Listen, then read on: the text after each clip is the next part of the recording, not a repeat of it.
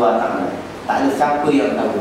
Ada okey di hospital, yang ni dah nazak, yang ni okey lagi dah, stabil. Orang kampung ziarah dia, orang kampung tanya yang stabil ni, kawan kita sebelah apa cerita? Doktor kata tak ada harapan lah. Dah orang kampung ziarah dia bukan boleh duduk lama sebab dia bukan doktor. Yang boleh duduk lama-lama kat hospital doktor, jururawat. Dia pun balik lah 2 hari, 3 hari kemudian dapat berita yang stabil mati, yang ni sihat sampai hari ni. Kita tengok yang stabil tu mati dulu. Yang kata nazak, dia diklaim yang orang ni doktor kata tak ada harapan, sihat sampai ke hari ni. Tu kata mati terkejut. Jadi kita jangan dikejutkan dengan dunia ni. Kita kena pandai membahagikan masa. Kita kena pandai membagi masa. Keutamaan kita ialah meningkatkan ketakwaan kita. Takwa ni meningkat berdasarkan amal. Amal tu bertambah berdasarkan ilmu. Ilmu tu bertambah. Tengok dia punya credit time lah. Berapa lama dia duduk dekat majlis ilmu. Dia ada credit time dia tu. Universiti ada kan, dia punya credit time. Saya tak pernah masuk universiti, saya masuk pergi ceramah tu. Oh, saya terror. Saya tak belajar universiti. Saya juga UM, budak engineering nak jadi tak doktor. Saya ajar dia orang berdoa. Saya ajar. Masuk ke universiti saya. Pensyarah tu. UM, pensyarah. Dia ada credit time tu. Ini berapa jam. Sebab walaupun kita kata Allah ni inna Allah ala kulli syai', Allah boleh bagi apa saja kepada sesiapa saja, tapi Allah menetapkan kasbul ikhtiar. Cuma ketika kita berikhtiar, kita kena tumpukan kepada Allah Subhanahu wa taala. Sebab sememangnya banyak kali dalam kehidupan kita yang kita nak tak semua dapat. Yang kita tak nak tu kadang-kadang datang. Maka kita perlu ada sifat dalam nak melengkapkan ketakwaan dan kesabaran, ketawakal kita kepada Allah. Dia ada satu sifat yang mesti ada dalam diri kita, sabar. Dalam hadis disebut mafhum daripada hadis, dia kata barang siapa yang sabar dengan ujian aku. Tadi kena uji dengan parking tu kena sabar tu. Tak? Kita dah tunggu 8 minit setengah ni, kita ingat dia keluar, kita masuk, dia boleh tutup bonet, tak cakap sepatah pun, jalan masuk balik ke Jaya tu. Kita punya angin, tapi kita tahan. Angin tu biasa, nak marah tu ada, tapi tahan, sabar. Pusing balik, tawar lagi 7 kali, cari parking lain pula. Kita tak pernah jumpa orang, kau kenapa ni senyum-senyum ni? Ada masalah rumah tangga sikit. Kita tak pernah jumpa orang macam ni. Tak? Orang kalau ada masalah rumah tangga ni, muka ni repih ya kita. Kita faham repih tak? Orang faham kata repih. Muka ni kusut. Rata-rata ni ada masalah dalam muka ni. Kita pun dah tahu dah dia ni ada masalah. Terkesan dia dengan ujian daripada Allah Subhanahu wa taala. Nabi dia tenang. Ketika sahabat-sahabat cuba mengeluarkan pendapat yang berbeza, kenapa kita dah separuh daripada perjalanan menunaikan haji, tiba-tiba dia orang nak haji, kita teruskan juga ya Rasulullah. Tak, kita patah balik. Nabi dengan tenang kita patah balik. Ketika Nabi diancam dengan bunuh oleh masyarakat Quraisy pada waktu itu, dia dengan Abu Bakar lagi ke dalam Gua Hira. Dia tidak meninggalkan asbab. Dalam masa yang sama, dia tidak melupakan pencipta asbab itu sendiri. Tapi manusia yang terhijab, manusia yang mabuk dengan dunia, dia kuat dengan asbab. Dia cari-cari, dia buat itu, dia buat ini. Dia melupakan pencipta asbab itu sendiri. Jadi siapa yang sabar dengan kesusahan kita, dalam hadis dia bagi tahu tuan-tuan, ini ciri-ciri orang yang bertakwa lah. Allah, dia akan menjadi kekasih Allah Subhanahu wa taala. Siapa yang redha dengan segala ketentuan Allah. Ketentuan Allah ni kadang-kadang nikmat, ketentuan Allah ni kadang-kadang bala, ketentuan Allah ni kadang-kadang maksiat. Bila nikmat, alhamdulillah. Bila bala, innalillah. Bila maksiat, astagfirullah. Itu je lah. Itu je kita boleh buat. Kita tak boleh buat apa dah. Dan kita cari jalan keluar mengikut syariat. Susah, kita tambahkan usaha kita. Tapi taklah kita semayang, taklah kita jahil ilmu, taklah anak kita terbengkalai, tak ada masyarakat kita terbengkalai, tak ada macam itu. Jadi kekasih Allah, orang-orang yang sabar dengan segala kehidupan. Orang diuji dengan harta, dia sabar. Sebab apa? Sebab apa? Memang rumah dia gerak orang datang tadi. Pasal orang tahu dia kayu. Itu kan perlukan kesabaran. Saya pernah kawan saya jumpa Ustaz Jandal yang pernah mengajar tuan-tuan. Tuan-tuan tanya dia. Dia satu hari makan nasi lemak dekat KL. Ya tak? Lepas tu dah makan, dia pergi nak balik dekat kereta, dia tengok tong sampah yang besi tu lah, goyang. Apa hal pula dalam ni? Ya tak? Goyang. Dia pergi dekat tengok ada seorang dalam pakcik ke apa tu. Tanya buat apa pakcik? Cari makanan. Tapi tak apa pakcik? Kalau saya bagi makan. Tak. Ini memang bahagian tadi.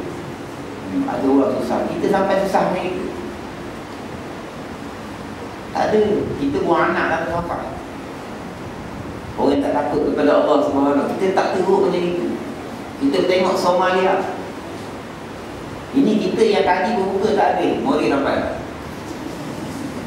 Mori nampak.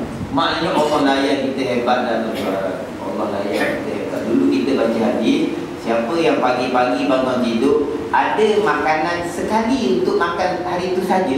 Ada itu. Kemudian ada makanan untuk hari itu, ada tempat tinggal untuk hari itu, dan dia tidak ada musuh. Maka telah sempurna dunia ini. Perfect. Allah bagi dunia itu perfect. Tak boleh lagi. Tak boleh mengeluh, tak boleh nak rasa merungut, tak boleh nak. Tapi Allah layan kita macam mana? Ada. Allah layan kita hebat. Jadi sepatutnya kita menjadi hamba-hamba Allah yang hebat. Kita menjadi hamba-hamba Allah yang hebat. Jadi diangkat menjadi kekasih sebab dia sabar dengan kehidupan dia. Kekasih ni macam mana kita nak faham? Contohnya kalaulah saya ni tokek kereta mewah. Tokek kereta mewah. Di showroom saya tu Porsche dia ada 340 biji. Lamborghini 800. Kemudian Mercedes SLK ke atas lah, yang mahal-mahal harga 800,000 tu ada 70 biji. Sebab DC saya SLK tu kira dah bawah grade lah. Sebab saya Lamborghini berapa semua kan. Kaya saya, orang kata saya kaya. Datang orang Naim, AJK surah datang, pengurusi surah Naim datang, kawan-kawan daripada tu datang. Kita kena faham drama ni, masa drama ni saya bukan ustaz. Tahu? Jangan. Jadi Encik Yunus, saya datang ni nak tengok ni, nak tanya sikit. Kita apa tengok ni? Berabus ni Rotek berapa? Nak beli berabus saja Rotek. Ini bukan potensial buyer.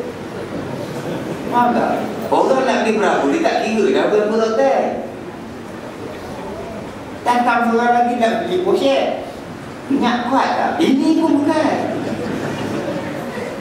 Dia yang nak beli Porsche, soalan dia kalau dia bayi signal dia panggil. Saya 6 tahun sesmen. Memang belajar bayi signal tu. Dia kalau dah bayi signal tu terpanjang, tak payah baby dah, keluar order tu, suruh dia sign. Dia macam itu, orang Kristen dia macam itu. Dia potensi buyer beli Porsche ni daripada Naim ke JB berapa saat boleh sampai. Itu potensi buyer. Ini kita boleh layan lah. Patut kita buat kopi sikit. Ni dah dekat dah ni. Soalan dia soalan maaf ni, itu memang hebat ni. Memang duit tak ada masalah. Kalau tanya Rotek berapa minyak kuat, ini bukan. Ni saja nak try duduk kat showroom. Lepas tu balik cerita orang kampung masuk Facebook, ambil gambar, masuk Facebook. Kaya saya. Tapi tuan-tuan datang nak beli, kenalah down payment. Kalau nak beli cash, beli. Kalau kena bayar. Itu ranking dia dengan saya bukan kekasih. Ranking dia customer. Tapi kalau saya ada seorang kekasih, jadi jangan cerita rumah.